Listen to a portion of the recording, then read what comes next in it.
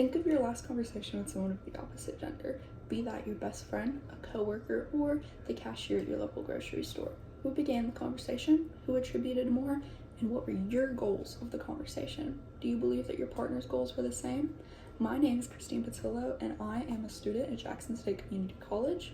Through my education, specifically in classes such as oral communications, I have learned of diversity and its impact on communication. Gender identity plays a huge role into this. Many biological and societal barriers present themselves through the conduction of communication between the sexes.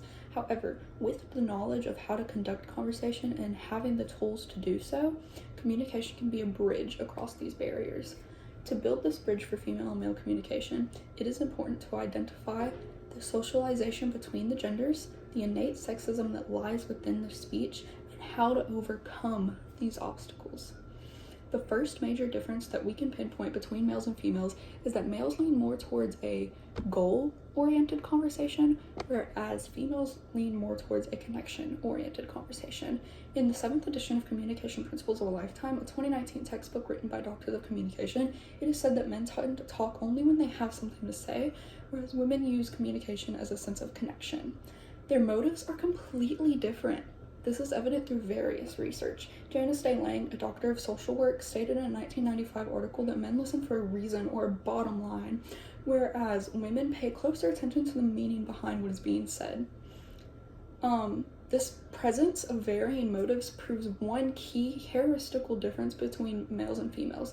Females view relationships much more personally than males. Emotions playing a huge factor into how they conduct communication. In a 2004 Gale Academic Scholarly article, Gender Communication and What Sense is Gender an Issue in Interpersonal Communication in Health and Social Care, it is explained that women are natural at communication.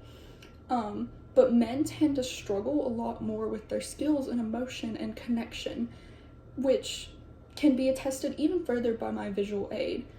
It shows how women use more eye contact and love comfort in communication, whereas men can avoid eye contact and find only status.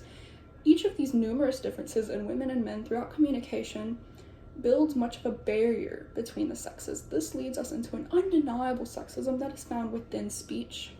Gender bias can be found in any form of communication every day. As stated in Janice Day Lang's article, as men and women converse together, verbal and nonverbal communication and interpretation occur accordingly to the rules learned in same-sex groups or cultures. Throughout maturity, gender bias is often pushed on everyone without a general consensus that it's even happening. This can be found in even the process of asking a question.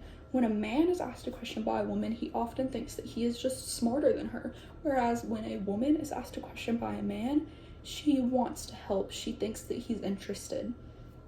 Nicknames and labels within society also display prevalence of sexism in communication.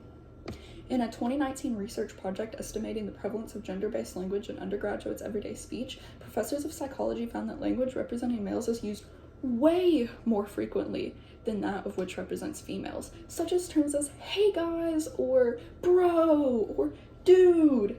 Despite this, it is important to acknowledge that gender bias can be found in either gender. Now that we understand the underlying variance in communication between the sexes, it is important to know how to overcome them and use them to better understand each other. It is important to be aware and oriented to those who identify differently than yourself. One common mistake is that ignorance is bliss. The authors of Communication Principle of a Lifetime found that there is much less anxiety and negativity around a subject such as gender identity and gender bias if it is discussed openly and appropriately. This means to be aware of the differences of gender and what it means to communication and allow it to benefit your growth. With the biological and sociological factors that play into communication between the genders, it is important to know how to navigate these differences. Communication connects those of diverse backgrounds and identities, and that includes gender.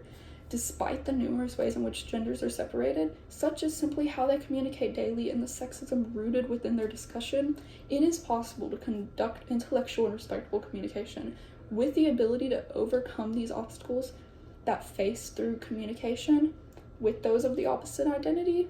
Those can create a true understanding, and diversity can be found. Thank you so much for listening today.